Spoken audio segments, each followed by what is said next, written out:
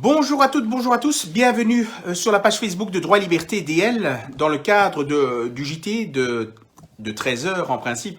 Ici il est 18 heures, donc exceptionnellement nous le faisons actuellement et donc nous attendons que vous puissiez vous loguer afin que nous puissions commencer les actualités. N'hésitez pas aussi à partager un maximum cette vidéo car des informations importantes doivent être diffusées et donc nous comptons sur vous pour ce faire. Alors, il faut savoir une chose, c'est que avant de commencer les actualités, sachez que une conférence aura lieu en présentiel ce dimanche. Ce dimanche, donc à 14 heures. Donc, dans le cadre de la thématique portant sur le code de déontologie qui gouverne la profession de médecine. Donc, il faut savoir que bon nombre de médecins se font sanctionner par l'ordre des médecins pour avoir tenu donc des déclarations qui ne vont pas dans le sens des décisions politiques prises et sont sanctionnés par l'ordre des médecins donc considérant que ce n'est pas conforme au code de déontologie. Et donc lorsqu'on regarde un peu de plus près ce qu'il s'y trouve, on se rend compte en réalité que les marges de manœuvre donc des médecins sont particulièrement restreintes. Et la question qui se pose est de savoir, est-ce que ces règles de déontologie, est-ce qu'elles sont conformes à la loi et conformes à la Constitution? Et donc, d'où l'importance de cette conférence qui aura lieu ce dimanche à 14 heures, donc à Beersel. Et donc, nous allons lancer donc les invitations à toutes celles et ceux qui veulent participer.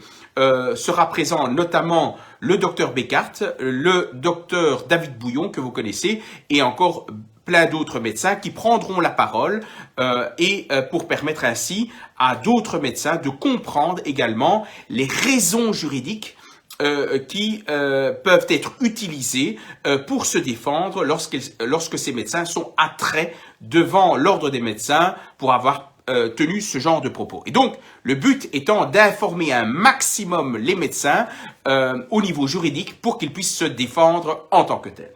Donc, n'oubliez pas la date, ce dimanche à 14 heures. Et donc, n'hésitez pas à vous inscrire à partir de demain matin. Alors, nous allons commencer, chers amis, les actualités en tant que telles. Tout d'abord, dans le cadre du conflit entre la Russie et l'Ukraine, eh bien, figurez-vous que Zelensky prend la parole. Il prend la parole donc ce dimanche en considérant que, je cite, « Peu importe les discussions entre nos équipes de négociateurs, je pense que seuls Poutine et moi pouvons parvenir à un accord », affirme Zelensky. Donc, en substance, ce qui se passe, c'est que les négociations, comme vous le savez, ont toujours transité par les ministres respectifs des pays, à savoir de la Russie et de l'Ukraine. Et donc, Zelensky considère que les négociations doivent passer directement par M. Poutine pour qu'on puisse trouver un tel accord. Il le dit lui-même, le président ukrainien a répété être prêt à des négociations avec Vladimir Poutine en affirmant que sans négociation, dit-il, sans négociation, on n'arrivera pas, on n'arrêtera pas la guerre en tant que telle entre la Russie et l'Ukraine. Donc, et ça, cette déclaration intervient ce dimanche-ci. Donc, lui, de son côté, il le dit lui-même, je suis prêt à des négociations, je suis prêt déjà depuis longtemps en tant que tel. Et donc, il faut savoir que la Turquie multiplie ses efforts de médiation entre Moscou et le Kiev, et donc, bien évidemment, il manque effectivement à ce que Poutine accepte une rencontre personnelle avec Zelensky pour trouver un accord en tant que tel. Alors, il faut savoir que lorsqu'on regarde cette actualité, eh ben, il faut la mettre en corrélation avec une autre, malheureusement, trop flagrante. Alors, vous voyez ici, l'actualité, plusieurs officiers supérieurs russes tués pendant l'invasion de l'Ukraine. Et qu'est-ce qu'on y retrouve, mes chers amis? Eh bien, on voit, voilà, selon l'Ukraine, la mort de un tel porterait à 4 le nombre de généraux russes tombés dans l'invasion. Donc, on cite les noms des commandants, du major général, du général de division russe, etc. Donc, il faut savoir que plusieurs majors de l'armée russe ont été tués sur le sol ukrainien en tant que tel. Et qu'est-ce qu'on y retrouve? On nous dit ceci. D'après le New York Times, citant 2 militaires américains qui ont requis l'anonymat, les troupes ukrainiennes ont intercepté un appel passé par un général russe sur le théâtre des opérations.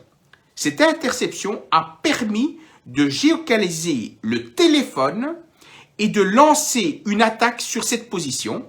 Le général et son état-major russe ont été tués. Donc, en substance, qu'est-ce que je constate? Je constate qu'il y a des militaires américains qui informent les Ukrainiens, participent à la guerre qui existe entre la Russie et l'Ukraine et donnent des informations aux Ukrainiens pour attaquer, cette fois-ci, le général russe et l'état-major russe sur le sol ukrainien. Alors, moi, je ne comprends pas. On dit qu'on veut, d'un côté, le président ukrainien Zelensky veut vraiment rencontrer Poutine justement pour trouver une solution, et seule cette rencontre permettra de trouver un accord pour mettre fin à la guerre. Et en même temps, il y a des Américains qui collaborent visiblement avec l'Ukraine pour donner des informations pour tuer des chefs russes sur le sol ukrainien. Eh bien, vous voyez qu'il y a un véritable problème. Il y a un véritable problème. Parce que on ne peut pas en même temps dire, voilà, l'Europe veut la paix, les Américains veulent la paix, et en même temps, on communique des informations pour tuer. C'est quand même contradictoire tout ça, mes amis.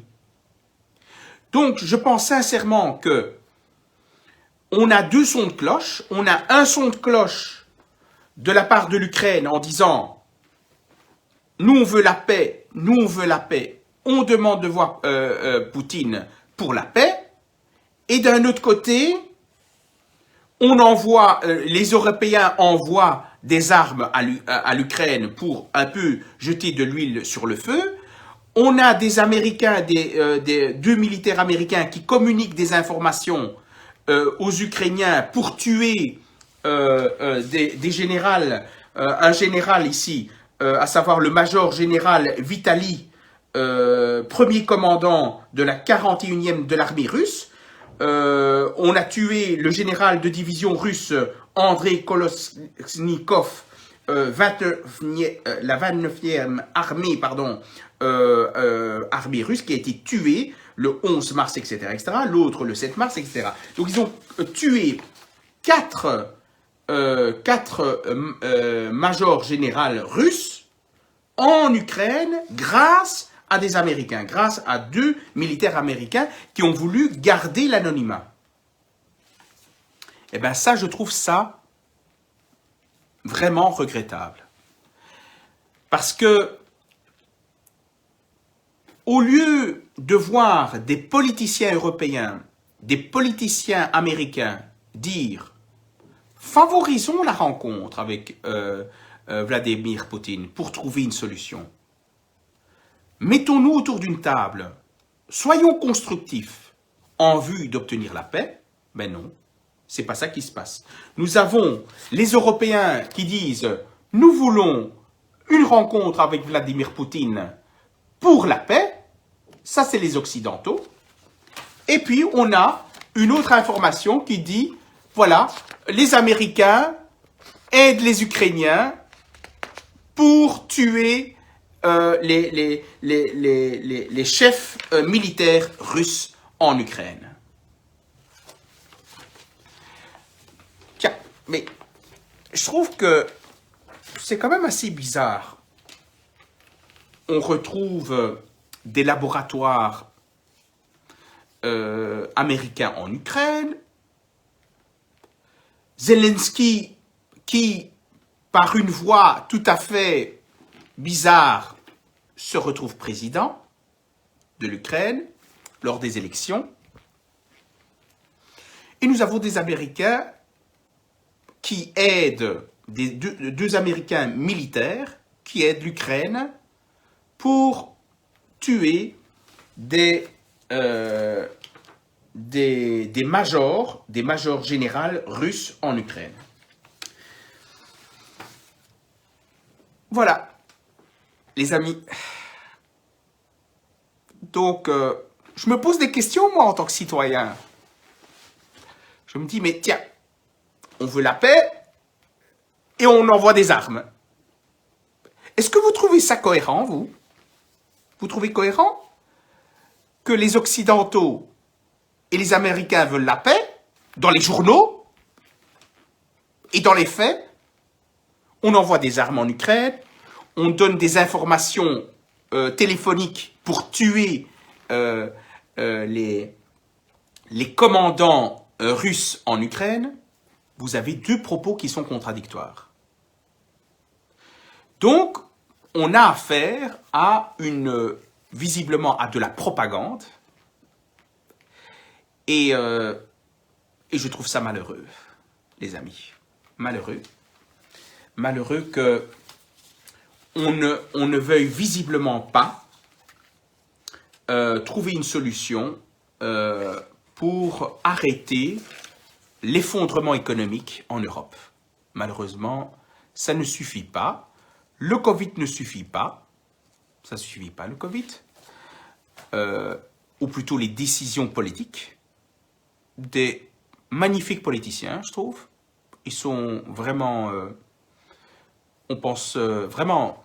Ils sont là vraiment derrière le Covid et derrière le conflit. Russie-Ukraine. Mais ça n'arrange pas les néerlandophones, hein? En tout cas, Bart de Wever, il commence à se fâcher, hein? Bart de Wever, il se fâche, mes amis. Pas content, lui. Il regarde... Alors, je vais vous expliquer pourquoi il n'est pas content et qu'est-ce qui risque de se passer pour lui si il ne monte pas un peu le ton, il n'ose pas un peu le ton. Alors, il dit ceci, Bart de Wever. Il dit à Sami Madi qui gère effectivement les réfugiés ukrainiens en... Voilà, voilà les amis, on nous a coupé hein, notre JT. Première fois. La première fois que ça arrive, Facebook nous a coupé le JT sur Facebook. Ça, c'est très étonnant. Alors, on va attendre que vous puissiez vous loguer, les amis. Donc, voilà, Facebook nous a coupé carrément. On était en train de faire le JT et carrément, il nous a coupé d'un coup, mais coupé complètement, hein, définitivement. Il nous a coupé le JT tout à l'heure, d'un coup. Ça, c'est la première fois que ça arrive. Donc, je répète. Bart de Wever critique vivement Sami Madi dans le cadre de la gestion des réfugiés en Ukraine. Et qu'est-ce qu'il dit? Il dit très simplement, le président de la NVA, que Sami Madi accumule les erreurs. Selon De Wever, c'est une mauvaise décision d'accorder automatiquement aux réfugiés de guerre un statut protégé, leur conférant certains droits sociaux comme celui du revenu d'intégration sociale. Donc en substance, que dit la NVA? Elle dit, mais écoutez, vous allez consentir ceci, le droit à l'enseignement, le ceci, le ça, mais en plus le revenu d'intégration sociale, de manière automatique. Ça ne va pas, dit le président de la NVA. Et pourquoi elle dit ça? Mais c'est très simple. Combien de réfugiés sont attendus en Belgique?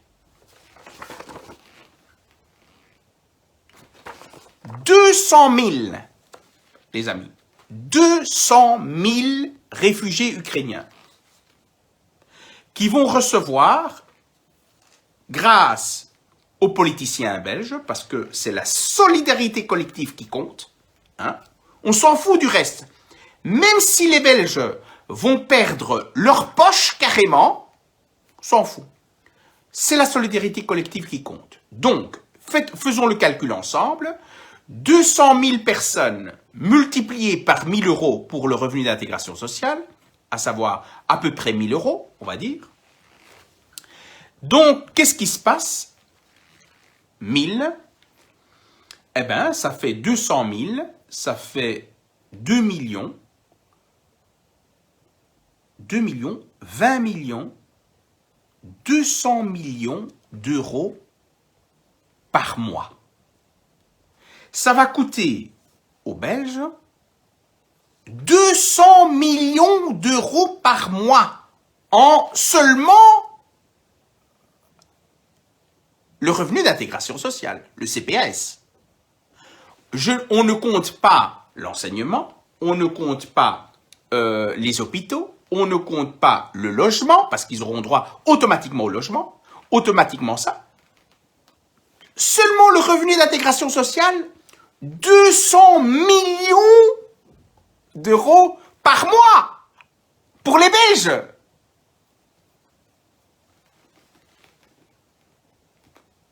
Ben, je pense qu'on sortira en pantalon. Je pense. Ce ne sera plus des trous dans les poches, ça sera plus les poches, mais on n'aura plus de pantalon du tout. On fera comme Robinson Crusoe, hein. On sera en culotte fait maison, comme on dit. Mais cette fois-ci, on va cailler des billes. Incroyable. Incroyable. Rendez compte, on va compter ensemble. Donc, 200 000 réfugiés ukrainiens, fois 1000, 200 000, 2 millions, 20 millions, 200 millions, 200 millions d'euros par mois en CPS, sans compter tout le reste. Je crois qu'on est devenu esclave avant même de commencer, les amis. On est foutus. On va travailler pour les décisions des politiciens. Vous êtes encore prêts à travailler, les amis, vous? Vous allez travailler pour eux. Oui, oui. Et pourquoi? On aurait pu résoudre les problèmes. Regardez. On aurait pu résoudre les problèmes. Ils auraient pu ouvrir les diplomates qui servent à quoi? Mais en même temps, il y a 2 militaires américains qui donnent des informations militaires aux Ukrainiens pour tuer. Et vous croyez que les Russes vont se dire « Oui, mais non, mais ils sont gentils, hein. On tue nos générales. Bon, on va trouver une solution. » Vous croyez ça, vous? J'espère que Facebook ne va pas nous couper une deuxième fois. C'est la première fois depuis le tout début qu'on a créé la page Facebook de Droit et Liberté. C'est la première fois que Facebook nous a coupé carrément. J'ai rien appuyé du tout. Nous a coupé carrément. Pas censuré. Nous a coupé. C'est comme si j'avais appuyé un bouton comme quoi j'arrêtais la vidéo. Vous vous rendez compte? Jamais vu tout ça. Visiblement, on n'aime pas mes informations Facebook. Je me pose la question Facebook. Vous travaillez avec qui, vous, Facebook, qui nous regardez? Je me pose la question si c'est avec les politiciens belges ou pas. Je pose des questions. J'espère que j'ai le droit de me poser des questions, moi. J'espère. Pose des questions. Est-ce que c'est avec les politiciens belges, européens? Je sais que les politiciens belges m'aiment. Je sais ça. Ils adorent. Ils pensent souvent à moi. Les amis. Je pense. Donc voilà. Donc, et alors, pourquoi la NVA commence à s'énerver? Parce que rendez-vous compte, si le CDNV accepte de donner de manière automatique le CPS, ben, les Ukrainiens ne seront pas enclins directement d'aller travailler. Donc ce seront les Flamands en majorité qui vont payer. Parce que, bon, en réalité, il y aura plus d'intervention des néerlandophones que de francophones pour douiller 200 millions d'euros. Vous vous rendez compte? Donc tous les gens qui ont voté pour la NVA vont plus voter pour la NVA, les amis. Vont plus voter pour eux. Et donc, Bart de Wever, il se fâche, lui. Et il monte au créneau, lui. Sans gêne. Sans gêne. Donc, l'économie, il fait comme ça, et on continue, et il faut que ça fonce. Il faut que ça descende encore plus, l'économie, hein, belge. Il faut que ça descende. Il faut que ça devienne une pointe. Un fossé à mammouth, hein, les amis. On sera tous dedans. Tous. Tous compris, pas d'exception. Moi, je trouve que c'est bien. Moi, je suis d'accord. En tant que citoyen, je suis d'accord de débourser 200 millions d'euros par mois et faire un petit feu de camp. Moi, je suis d'accord. Et je vais travailler plus même. Je ne vais pas faire 8 heures. Je vais faire 12 heures de travail par jour pour faire un feu de camp. Ça m'intéresse. Et même si je n'arrive pas à manger, c'est pas grave. Moi, je vis d'amour et d'eau fraîche, hein, les amis. Vous savez pas ça, vous? Heureusement qu'il y a l'été, hein. Je ne devrais pas porter de gros pulls. Pulls à col roulé, comme on dit. Les amis. Et ça, on fait ça sans consulter les citoyens. Rendez-vous compte? Sans consulter les citoyens, on va se retrouver des trous astronomiques. 200 millions d'euros par mois. Et la Wallonie est en faillite. Visiblement, on sera au paradis. Hein. Les Wallons seront au paradis, hein, avec cette situation. Terrible. Terrible. Ouais. Alors, on continue. Pour la ministre de Donder, donc, ministre de la Défense, il faut parler de moyens additionnels pour la défense. Alors, que dit-elle? La ministre de la Défense veut des moyens supplémentaires pour l'armée belge, en plus de 10 milliards d'euros supplémentaires, 10 milliards d'euros supplémentaires, au cours des prochaines années. Donc, moi je me pose la question, je me dis, qu'on investisse dans l'armée belge pour protéger notre pays, moi je trouve que c'est une bonne chose. Mais de là à injecter de l'argent pour envoyer des mitrailleuses en Ukraine, 2000 mitrailleuses en Ukraine, et une série d'équipements qui ne va pas favoriser la paix, vu que ça ne peut que susciter une poursuite des conflits armés, eh bien ça, je trouve ça pas conforme à la paix. Moi, je suis pour la paix. Moi, personnellement, je trouve que les politiciens, en général, doivent tout faire pour agir dans l'intérêt des citoyens, dans l'intérêt des citoyens. Est-ce que le fait d'envoyer des armes en Ukraine, est-ce que c'est dans l'intérêt des citoyens? Ben non.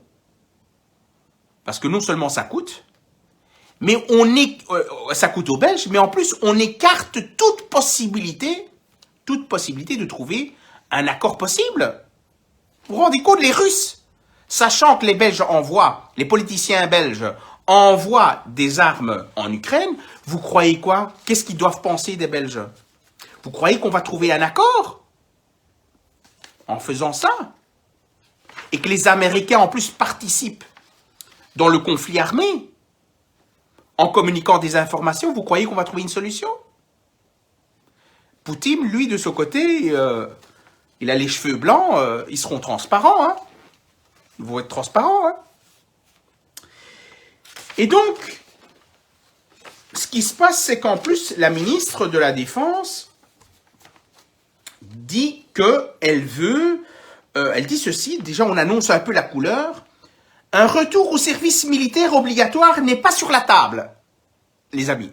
Donc attendez-vous, peut-être, si la situation se complique, parce que les décisions politiques qui ont été prises en Belgique ont un impact sur une guerre, attendez-vous à un service militaire obligatoire. Peut-être. On ne dit pas. Pour l'instant, on essaie de sonder le terrain, là. On dit que c'est pas obligatoire. On dit que c'est volontaire. Elle le dit elle-même.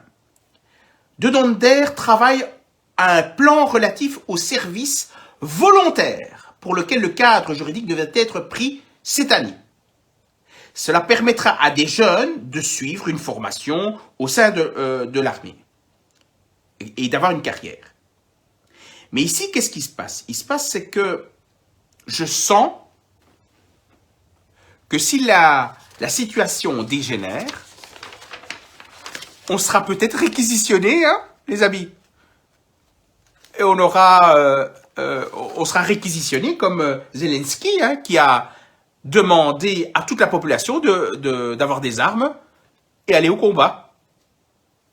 Mais moi, je verrais plutôt les politiciens belges, je trouve. Je verrais bien les politiciens belges vraiment montrer l'exemple s'il y a une obligation du service militaire et d'aller en guerre. Moi, je verrais les politiciens belges en uniforme militaire. Je trouve qu'ils seront vraiment beaucoup plus sexy, je trouve. Je sais pas ce que vous en pensez, vous. Moi, je rêverais un jour de voir les politiciens belges avec un autre costume différent, et peut-être, qui sait, un costume de militaire. Je trouve que ça pourrait leur convenir. Ça ferait plus fort, je trouve. Plus séduisant. C'est ce qu'on dit. Alors, on passe au nucléaire, les amis. Je répète, et j'ouvre une parenthèse. Ce que moi, j'ai envie, ce que moi je dis qu'il faut la paix. Pourquoi? Parce que s'il n'y a pas la paix, nous allons le payer très cher. Mais, je me pose quand même des questions. On envoie, au lieu d'envoyer des diplomates, on envoie des mitrailleuses en Ukraine. Qu'est-ce qui se passe?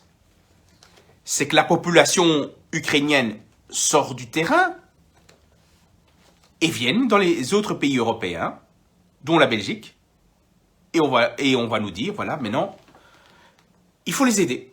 Alors moi, je n'ai rien contre les Ukrainiens, moi j'en ai contre les plans foireux des politiciens belges et européens.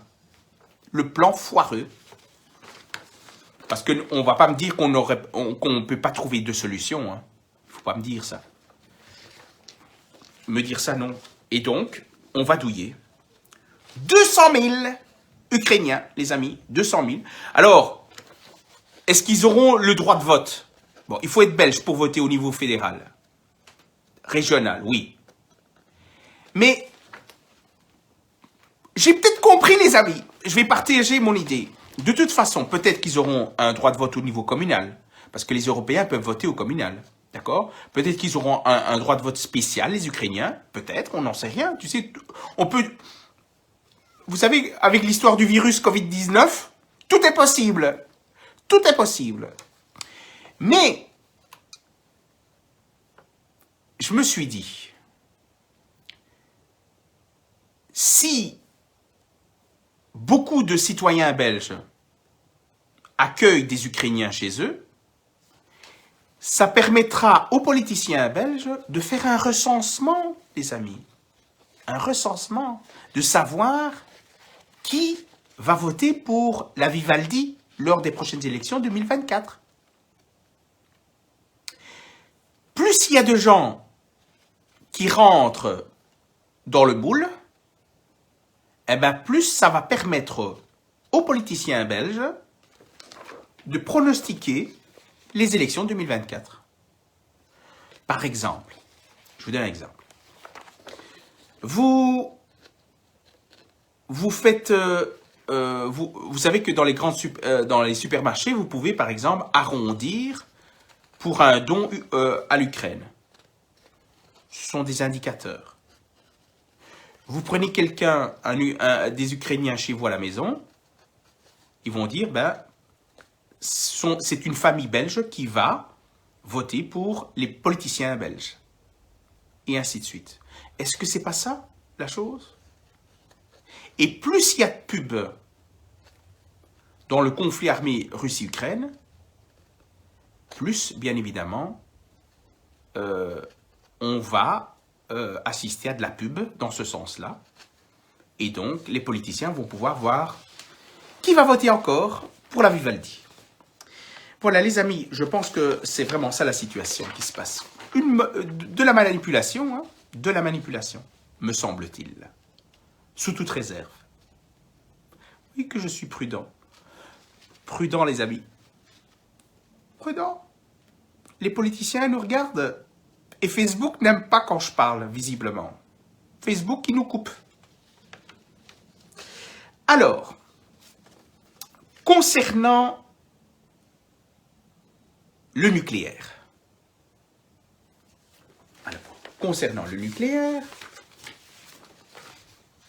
Eh bien, j'ai de nouveau 3 informations contradictoires. Mais un jeu de rôle, véritable théâtre. Vraiment, je trouve que c'est bien fait, je trouve. Nous avons le théâtre au niveau de l'Allemagne et en Belgique. Et vous allez voir que tout est beau. Tout est beau. Franchement, ils se donnent la main, je trouve. Regardez. Alors, Écolo défend le vert à moitié vert. Donc, vous savez qu'il y a eu un accord vendredi. Un accord avec donc, le gouvernement, les politiciens, pour maintenir les réacteurs Doel 4 et Tihange 3 pour justement faire face à l'augmentation effectivement des prix et la pénurie du gaz donc suite au conflit armé entre la Russie et l'Ukraine. Donc, les partis politiques étaient d'accord pour ce genre de choses.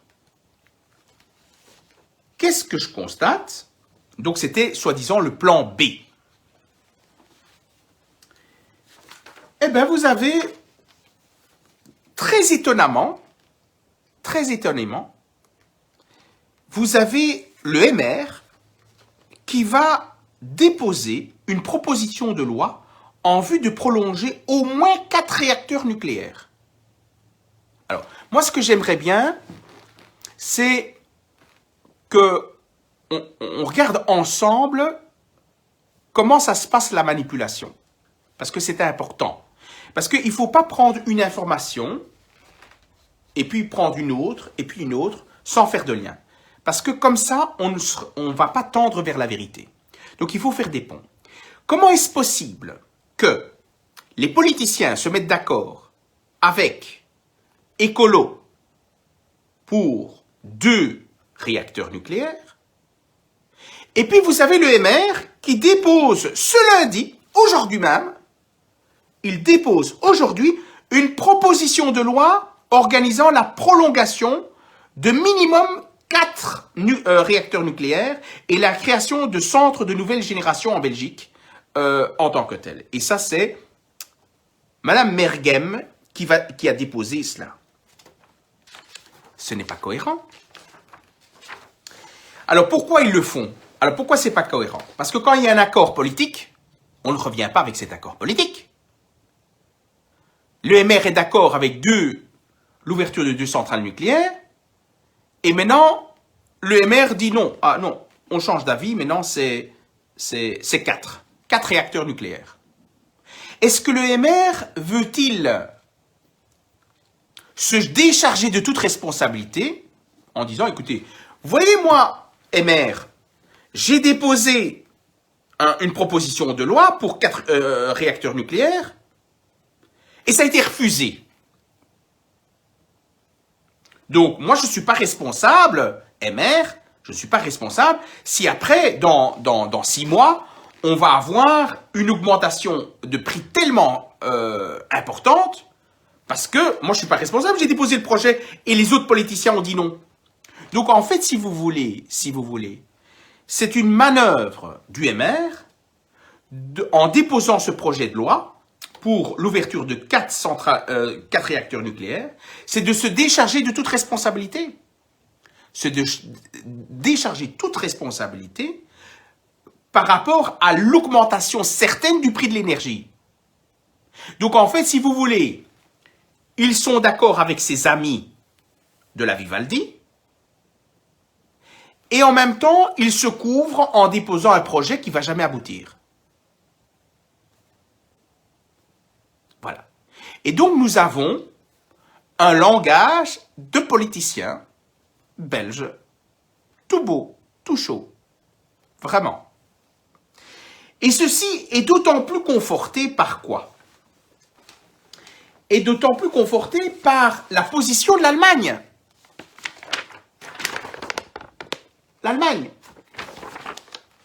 L'Allemagne déplore le maintien de Tihange 3 et de Doel 4. Cela peut nous rendre encore plus vulnérables. Alors, terrible, l'Allemagne est toujours dans la même lancée que les écolos en Belgique. Groen, pour ceux qui ne comprennent pas le français.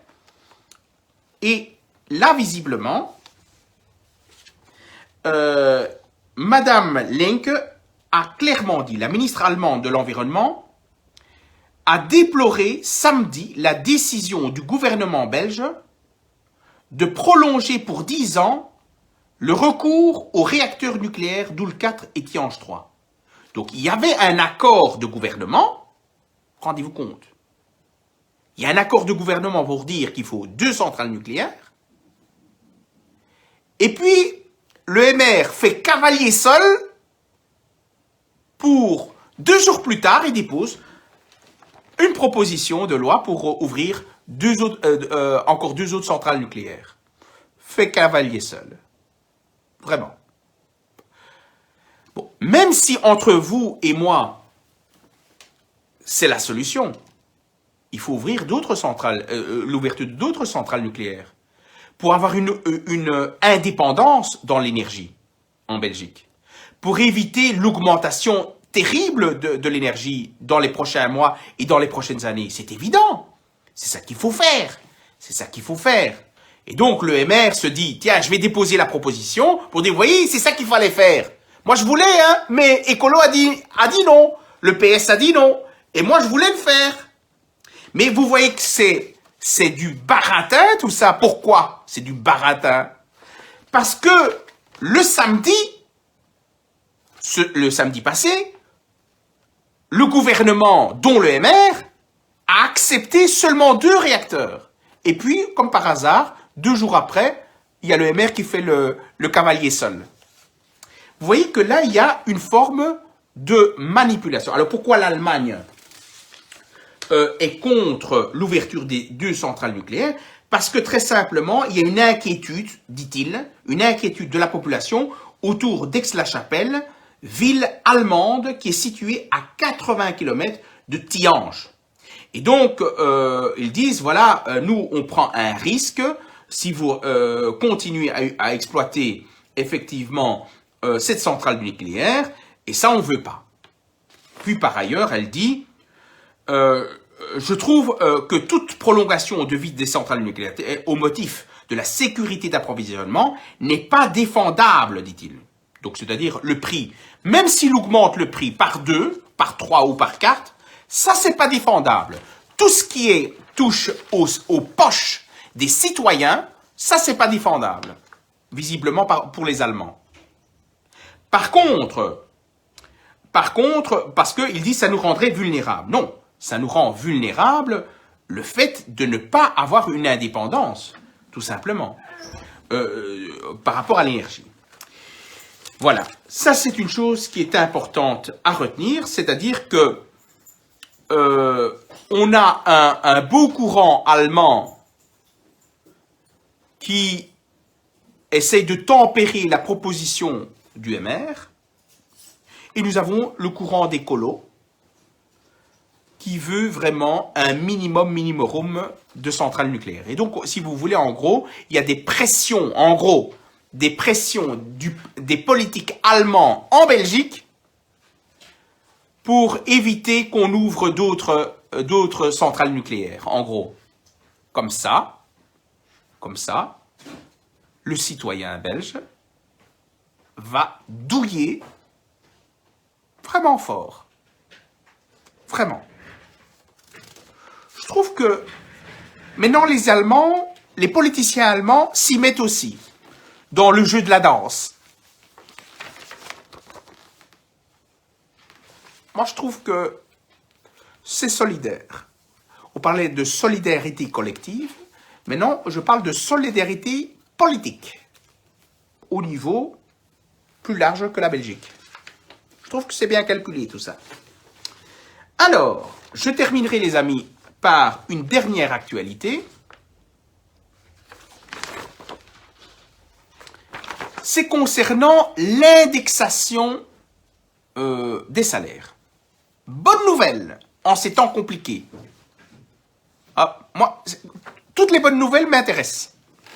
Ouais, ça m'intéresse, les bonnes nouvelles. Une nouvelle hausse des salaires est à venir. Une indexation supplémentaire sera prochainement mise en place. Alors, moi, je m'attends à vraiment à une hausse conforme à l'augmentation des prix. Et qu'est-ce que je vois? C'est qu'il y aura une augmentation de à peu près 5%, 5% du salaire brut, les amis. Donc, même si on prend du net, vous avez 1500, exemple net, je donne un exemple, 1500 net, 10% c'est 150, 5% c'est 75 euros. Vous aurez 75 euros en plus par mois, mais quand vous regardez l'inflation, vous payez 30% plus cher vos produits. Pour l'instant. Puis ça sera 40%, 50%, etc. 30%. Donc, on va vous donner 5%. Vous aurez une augmentation, une indexation de 5%. Mais vous allez payer 30% plus cher vos produits et services. Et donc, on vous dit que c'est une bonne nouvelle. Bon, je trouve que c'est une bonne nouvelle. Bon, au lieu de manger un steak, je vais manger un steak de carottes. Je pense que je pourrais, avec une indexation de 5%, je pourrais faire un steak de carottes avec la forme du steak, mais purée de carottes. Et ça, c'est les politiciens belges, toujours, qui nous donnent vraiment des beaux espoirs. Moi, j'aime bien l'espoir. J'aime bien. Au moins, ça me permet de dormir. Oui. Allez, les politiciens, continuez comme ça. Continuez comme ça me rassure. Ça me rassure. J'espère que... Ce qui me rassurerait peut-être aussi, c'est peut-être un don des ministres et des politiciens. Allez, faites un don à l'Ukraine, les politiciens belges qui nous regardent actuellement. Vous êtes 150. De votre salaire, hein, je parle de votre salaire. 150 députés au niveau fédéral. Vous avez des députés au niveau des régions, des communautés. Vous avez des députés au niveau des communes. Vous avez des ministres. Allez, faites un don. Faites un don, par exemple, de 20% de votre salaire, multiplié par le nombre de personnes, ça va faire un gros chiffre. Eh bien, si vous faites ça, eh ben, je peux dire que vous êtes solidaire, je trouve. Parce que la solidarité ne doit pas venir du peuple seulement. La solidarité doit venir aussi des politiciens belges, les amis. Politiciens belges. Parce que vous allez aussi avoir 5% de votre salaire. Alors, un salaire d'un ministre, rendez-vous compte, 12 000 euros plus 5%, ça fait des gros chiffres. Par contre, quelqu'un qui gagne 1 500 euros, il a 75 euros en plus, mais il voit les prix des services et des produits de 30%, ça va rien faire pour lui. Hein. Et voilà, et on nous bassine encore et encore par rapport à ce qui se passe actuellement. Donc, et alors, je rappelle aussi, il y a des personnes, parce que un membre de DL m'a rappelé cela, mais il y a des personnes qui ont subi les inondations en Wallonie, certains n'ont pas été payés encore. Ils n'ont pas été payés. Ils se retrouvent dans une maison qui est quasi inhabitable. Ça peut attendre. Ça peut attendre. Ce qui est important, c'est vraiment un plan pour débourser 200 millions d'euros par mois par les citoyens. Voilà. Et les politiciens belges ne sortent pas un bal, en gros. Moi, je trouve que c'est vraiment franc, direct, je trouve, les amis. Donc, pour terminer, d'abord, je trouve honteux que Facebook nous a coupé, clairement. Ça n'a pas été de la censure, ils nous ont arrêté notre vidéo, en plein direct. Vous avez vu? En plein direct, ils nous ont coupé la vidéo, c'est-à-dire qu'ils ont arrêté la vidéo. Je sais pas, je savais pas qu'ils savaient faire ça. Je pensais qu'il y avait une censure temporaire. Non, ils nous ont carrément arrêté la vidéo, Facebook. Et ça, lorsque j'ai parlé des politiciens belges, à ce moment-là, moi je me pose des questions, je trouve. Pas bien tout ça. Vous gagnez 1 000 euros, eh bien vous en avez plus que 600 en pouvoir d'achat.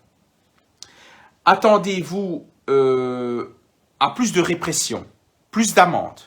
Avant, vous avez par exemple un flash tous les 4 rues ou 5 rues. Ben, vous aurez un flash tous les 2 rues. Donc le risque d'être flashé va augmenter. Et donc, bien évidemment, vous allez pouvoir solidairement intervenir pour le CPS des 200 000 Ukrainiens qui vont venir en Belgique. Moi, je trouve que c'est bien calculé, tout ça, les amis. Bien calculé. Il faut continuer. Visiblement, ça bug encore. Bon. Mais ça, malheureusement, et on coupe. Facebook coupe. C'est vraiment... Je trouve que Facebook, il est gentil, je trouve. Gentil. Vraiment. Il me coupe. Franchement, c'est vraiment gentil. Comme les politiciens sont gentils comme Facebook. J'espère qu'ils auront des bonus, les politiciens. Voilà les amis. Donc, n'oubliez pas la conférence, grande conférence, si vous voulez savoir pourquoi les médecins en Belgique, réellement, pourquoi, juridiquement, les médecins se sont fait sanctionner par l'ordre des médecins, juridiquement, si vous voulez le savoir. Et si vous voulez savoir clairement si les médecins en Belgique sont libres ou pas, de dire ce qu'ils pensent et de faire ce qu'ils disent, si vous voulez savoir tout ça, rendez-vous ce dimanche à 14 h, les amis. Et vous aurez le fond du droit à la loupe. Et vous allez ouvrir vos yeux comme ça. Et vous allez vous rendre compte qu'on est vraiment dans une vraie démocratie. Toute belle, les amis. Continuez à faire confiance aux politiciens belges. Et alors, à ce moment-là, on se donnera la main dans la main et on n'aura plus de pantalon pour se vêtir. Hein. On ira dans une île, au soleil, comme Robinson Crusoe. Voilà. On fera nos culottes avec les feuilles de vigne. Et alors, on regardera les ministres de loin. Peut-être jouer la samba. Hein. Donc, voilà. Donc, les amis, à demain, 13 h. Merci à vous de nous avoir suivis. Partagez aussi un maximum cette vidéo. Je sais que Facebook ne va pas vous donner cette possibilité. Je sais que vous ne savez pas liker. En tout cas, je sais que bon nombre d'entre vous ne savent pas liker, ne savent pas partager. Et ça, on appelle la démocratie en Europe. Moi, je trouve que c'est vraiment la liberté d'expression et d'opinion hein, en Belgique. Allez les amis, à demain 13 h, je vous aime.